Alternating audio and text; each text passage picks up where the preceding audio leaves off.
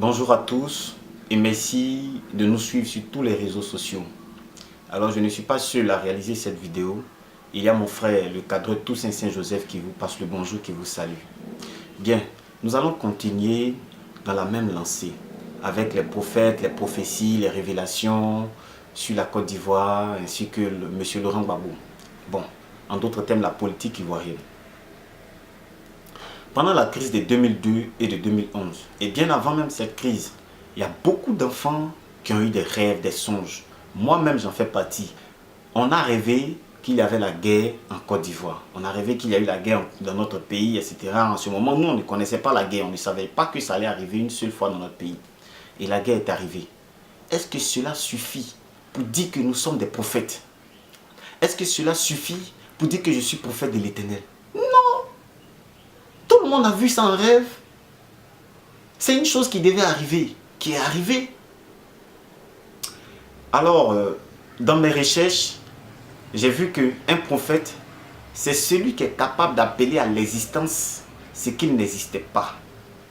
Donc, si on a des prophètes en Côte d'Ivoire, la guerre devait exister, la guerre devait avoir lieu.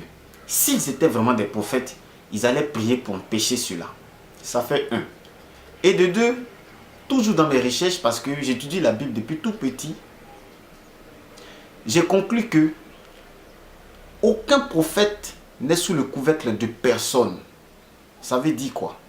Que quand un prophète prophétise, parce que la Bible dit que un prophète, l'esprit est soumis au prophète.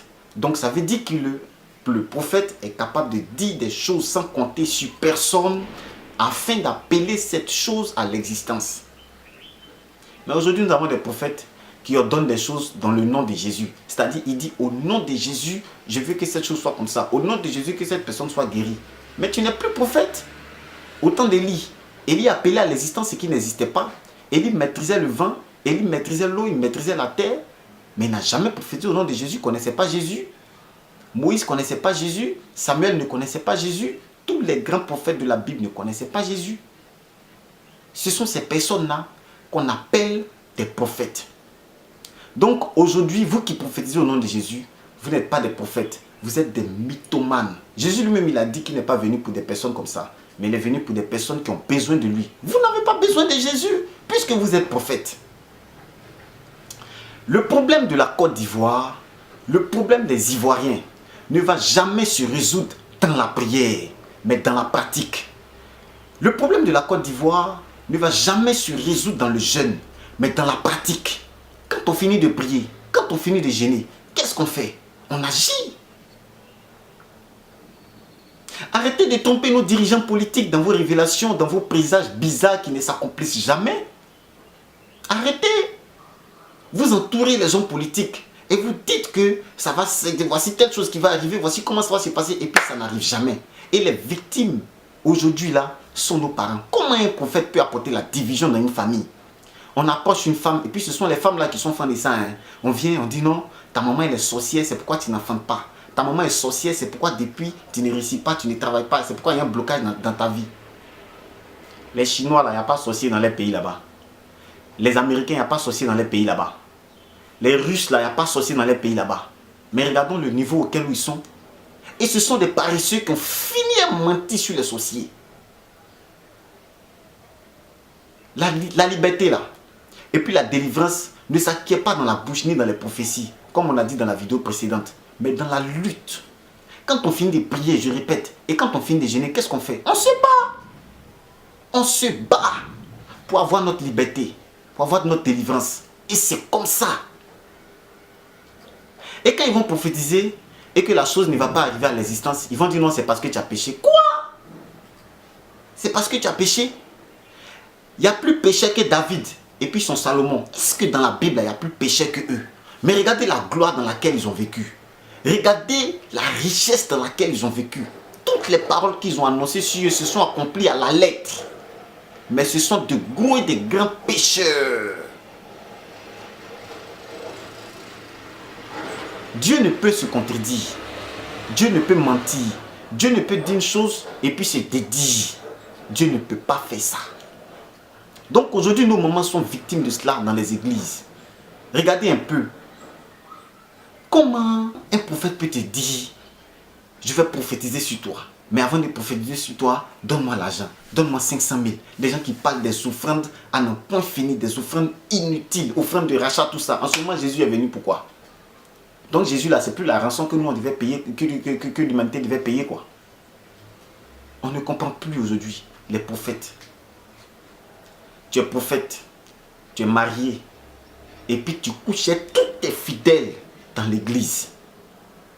Et puis, les victimes dans tout ça, ce sont nos mamans, qui se promènent de prophète en prophète, d'église en église, de révélation en révélation, de prophétie en prophétie. Chère maman, ce n'est pas la révélation qui va changer ta vie. Ce n'est pas parce que ça ne sert à rien d'apporter une prophétie ou bien une révélation dans la vie de quelqu'un si la personne ne bouge pas ses fesses. Ça ne sert à rien les prophéties, ça ne sert à rien les révélations. Ça ne servira à rien. Le peuple même de Dieu, le peuple d'Israël là, regardez un peu, hormis les prophéties qui ont été annoncées sur les villas, regardez comment ils ont lutté, regardez comment ils se sont battus, toutes les vies faites de combat, jusqu'à aujourd'hui ils continuent de se battre pour la délivrance, pour la liberté. Vous ne voulez pas vous battre dans votre vie, quoi. Vous voulez rester là à prier de 7h à midi dans toutes les excès, de lundi, mardi jusqu'à dimanche, vous êtes à l'église seulement, vous priez. Travaillez un peu, réfléchissez un peu, apportez le changement. Tout le monde est pétri de talent. Les plus grands inventeurs même sont des Africains. Mais on s'assoit sur ce talent, pourquoi? Et on se met à servir dans des églises, un peu partout. Ce n'est pas mauvais de prier. Ce n'est pas mauvais de gêner. Mais quand on finit, on ne s'assoit pas. On ne suit pas bêtement les prophètes en Côte d'Ivoire ici. On ne les suit pas. Comment un prophète peut s'élever? Il achète des têtes privées, il achète des Ferrari.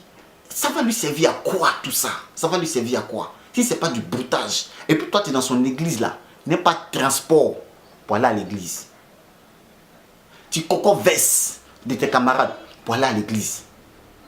Même foulard de ta camarade, quand vous êtes en train de gêner des églises baptisées, tu coco foulard. C'est pas normal. Ton pasteur a mangé en abondance chez lui à la maison. Et puis toi, tu n'as rien. Moi, je vais vous dire, vous les prophètes, que d'abord, être un prophète, c'est d'abord maîtriser au moins un élément. Les 4 éléments que vous connaissez. Le vent, l'air, la terre, le feu, et puis, comment dirais-je, l'eau. Donc un élément, un prophète doit être capable de maîtriser au moins un élément. Toi, tu n'as pas fini de maîtriser ta femme à la maison. Hein. Tu n'as pas fini d'éduquer tes enfants parce que tu passes ton temps à verser tes enfants n'importe comment, un peu partout. C'est ces éléments-là que tu veux maîtriser. Un pasteur, un homme de Dieu, c'est quelqu'un de consacré. C'est quelqu'un qui passe toute sa vie dans la présence de Dieu. Aujourd'hui, là, les pasteurs qu'on connaît qui sont partout sur les réseaux sociaux, les pasteurs androïdes, là, moi, je mets ma main dans le feu. Ceux-là, ils n'ont pas de vie de prière. Ils ne prient pas. L'argent a pris les têtes. Sortez des révélations. Sortez des présages. Sortez des prophéties. Allez travailler. Et si vous avez le temps, allez prier. Même dans la Bible, le souverain sacrificateur recevait des sacrifices chaque année. C'est-à-dire une fois par an. Et puis c'est fini. Et puis son année est bénie. Mais vous faites offrande chaque dimanche. C'est un pot ou bien? Moi, je n'ai rien compris. Hein? Et en plus de cela, ils vont se promener dans vos maisons. Pour dire qu'il n'y a pas de sac derrière la maison. Il faut penser à ton pasteur. Ah, on doit cotiser pour payer la maison du pasteur. Hein? Ah bon?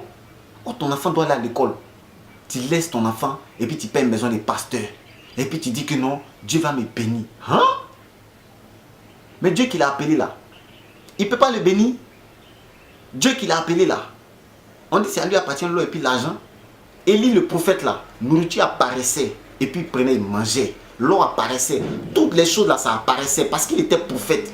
On dit un prophète, il appelle à l'existence ce qui n'existait pas. Écoutez très bien. Donc ça veut dire qu'il est capable de beaucoup de choses. Mais nous aujourd'hui, c'est comme ça. On prend tout ce qu'on a pour aller donner aux hommes de Dieu. Et puis nous-mêmes, on reste pauvres.